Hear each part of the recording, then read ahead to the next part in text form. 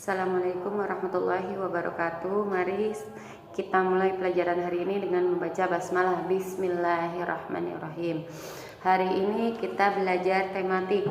Buka halaman 138. Kamu buka halaman 138. Terus itu ada pertanyaan. Kamu bisa jawab nanti setelah membaca halaman 139. Masyarakat Bangka diimbau untuk menggunakan kapal tol laut. Tuh ya.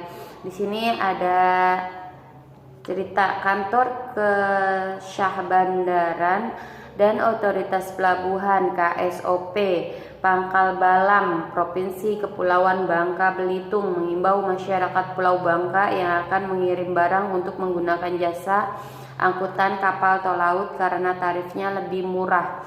Kepala KSOP Pangkal Balam Izzuar pada Rabu tanggal 23 Mei 2018 di Pangkal Pinang mengatakan bahwa saat itu kapal tol laut sedang berlabuh di Pelabuhan Beliu.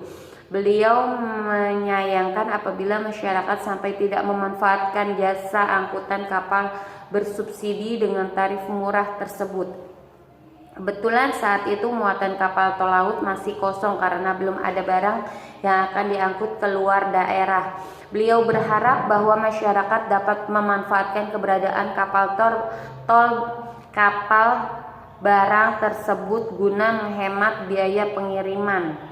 Kapal tol laut adalah kapal khusus untuk mengangkut barang. Kapal tersebut ditujukan pada masyarakat supaya mereka mendapatkan layanan transportasi yang lebih baik, murah, dan terjamin keamanannya. Kapal tol laut merupakan upaya pemerintah Indonesia dalam meningkatkan frekuensi pendistribusian logistik, terutama 9 bahan pokok atau sembako.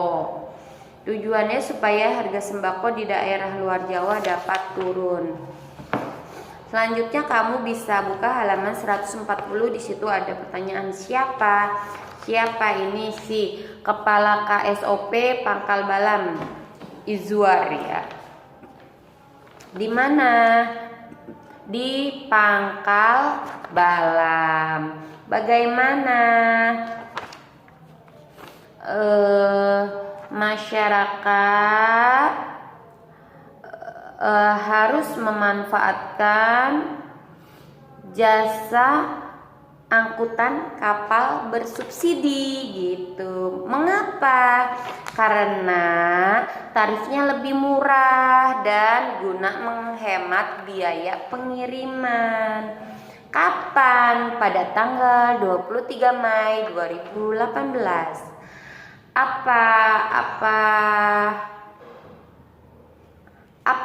untuk untuk masyarakat Bangka ya, untuk masyarakat Bangka diimbau untuk menggunakan kapal tol laut gitu jawabannya. Nah, di halaman 141 kamu akan melihat pemerintah Indonesia melakukan berbagai upaya untuk memajukan kesejahteraan umum, di antaranya pembagian raskin, beras untuk masyarakat miskin ya. Terus antrian di puskesmas. Tuh, puskesmas itu kan untuk orang yang nggak mampu ya, dia bisa mendapatkan pelayanan berobat dengan secara gratis. Terus pembangunan jembatan di pedesaan agar lebih mudah gitu ya untuk transportasi umumnya buat masyarakat yang mondar-mandir lewat gitu. Terus yang berikutnya pengamanan ibadah. Jadi itu yang mau ibadah itu dapat keamanan biar merasa aman. Berikutnya kamu lihat halaman 145. Di situ pertanyaan nomor pertama ya. Nomor 1. Saat ini banyak kita temukan kata-kata berbahasa asing yang sebenarnya sudah ada padanan katanya dalam bahasa Indonesia. Contohnya gadget artinya gawai, download unduh, upload, unggah, dan lain-lain. Sayangnya padanan kata tersebut tidak populer di masyarakat. Menurutmu apa yang sebaiknya dilakukan pemerintah untuk menyosialisasikannya? Tapi kalau zaman sekarang sepertinya udah disosialisasikan, soalnya kan semenjak kita belajar daring, karena adanya COVID-19, maka banyak ya masyarakat itu yang anak sekolah pun udah pada mengerti apa sih itu gadget itu gawai itu HP, udah pada ngerti sepertinya ya. Nggak perlu disosialisasikan, tapi yang perlu disosialisasikan oleh pemerintah itu tentang efek positifnya dan efek negatifnya. Misalkan pemerintah harus mensosialisasikan bahwa HP itu ada loh bentuk positifnya. Positifnya apa? Kamu bisa mengerti tentang teknologi, jadi kamu nggak gagap teknologi. Kamu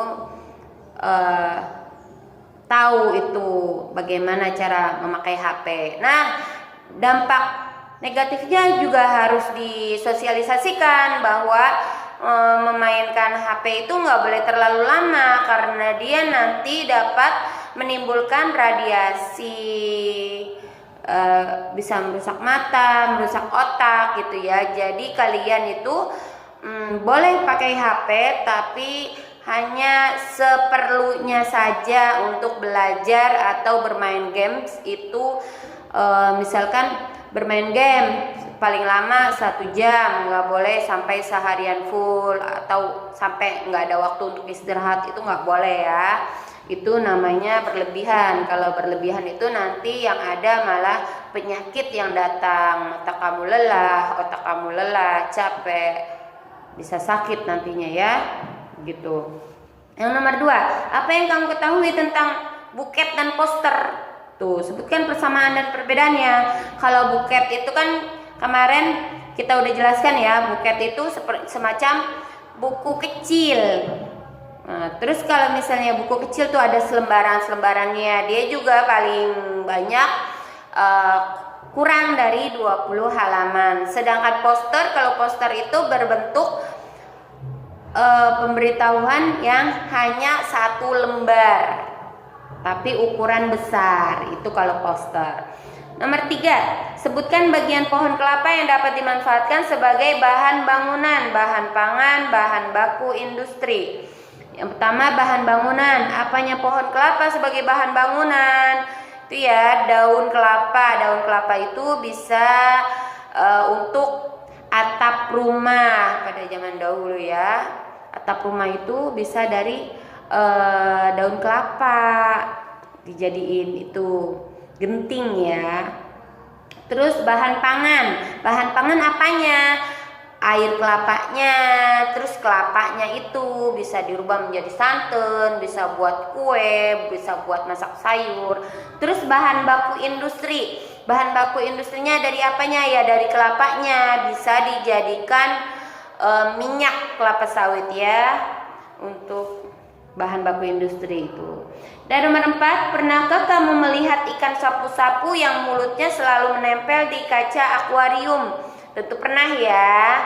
Di Indonesia, ikan sapu-sapu dikenal sebagai ikan yang bisa menjadi penunjuk tingkat kebersihan lingkungan. Betul. Mengapa demikian? Karena ikan sapu-sapu itu memakan lumut-lumut yang ada di akuarium, kotor-kotoran yang ada di dalam akuarium. Dia itu, ikan sapu-sapu itu gunanya untuk membersihkan kotoran yang ada di akuarium. Kalau ada kotoran debu atau lumut-lumut itu dimakan semuanya sama ikan sapu-sapu, dibersihkan. Kadang ada nyamuk yang mati pun dimakan sama ikan sapu-sapu. Terus yang nomor 5, apa upaya pemerintah Indonesia untuk melindungi tumbuhan dan hewan yang terancam punah ya? Apa upaya pemerintah Indonesia? Pemerintah Indonesia dia itu membuat namanya kebun binatang. Kebun binatang itu di mana binatang-binatang yang terancam punah, binatang-binatang langka itu dirawat di kebun binatang. Makanya pemerintah Indonesia membangun membangun tempat kebun-kebun binatang gitu. Banyak, pemerintah Indonesia banyak membangun kebun binatang. Di daerah Jawa ada, di Jakarta ada, di hampir setiap kota pemerintah Indonesia itu menyediakan kebun binatang di situ untuk melindungi binatang-binatang yang terancam punah dan melindungi tumbuhan juga. Jadi pemerintah Indonesia membuat kebun binatang itu untuk melindungi binatang dan ada tempat rekreasi itu yang banyak tumbuhan langka. Di kebun binatang juga terdapat tumbuhan langka seperti di kebun binatang di Jakarta ya. Di situ ada tumbuhan langka yang itu namanya bunga bangkai. Bunga bangkai itu kan termasuk tumbuhan yang hampir punah, udah gitu langka, itu ada di kebun binatang ya. Terus nomor 6, sebutkan 4 upaya pemerintah Indonesia saat ini dalam memajukan kesejahteraan rakyat di bidang ekonomi. Apa 4 upaya pemerintah? Yang pertama, pemerintah itu memberikan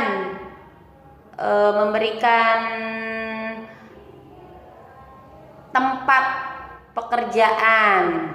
Terus pertama, pemerintah itu memberikan tempat pekerjaan, memberikan modal usaha, terus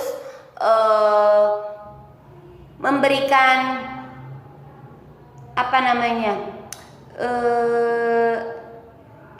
kerajinan atau pengetahuan agar sumber daya manusia itu lebih kreatif, lebih mandiri gitu ya. Terus yang keempat itu pemerintah meminjamkan modal bagi para pengusaha kecil-kecilan ya. Itu pemerintah memberikan kredit ringan gitu ya, yang dari desa yang nggak terlalu besar bunganya. Jadi para pengusaha kecil itu bisa meminjam dengan pinjaman dari pemerintah dengan bunga yang tidak besar. Mereka malah biasanya pembagi hasil gitu ya. Terus yang ketujuh itu bagaimana seseorang dapat dikatakan hidup sejahtera. Seseorang dapat dikatakan hidup sejahtera apabila dia telah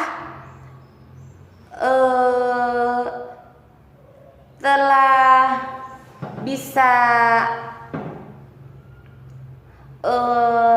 mencukupi. Ya, seseorang dapat dikatakan hidup sejahtera apabila dia sudah cukup akan kebutuhannya, tidak berlebihan juga tetapnya ya, tidak kekurangan dan tidak berlebihan. Jadi dia itu tidak kekurangan, tidak juga berlebihan gitu. Itu udah sejahtera. Nggak usah terlalu yang boros atau pelit gitu ya.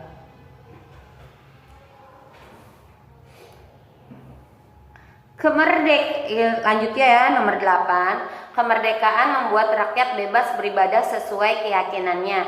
Apa hubungan antara kebebasan beribadah dan toleransi keagamaan? Kebebasan beribadah itu kita bebas memilih agama yang kita yakini gitu ya.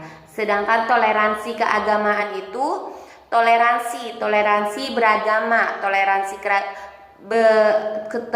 keagamaan itu ya kita harus toleransi. Misalnya kita sebagai orang Islam pergi ke masjid,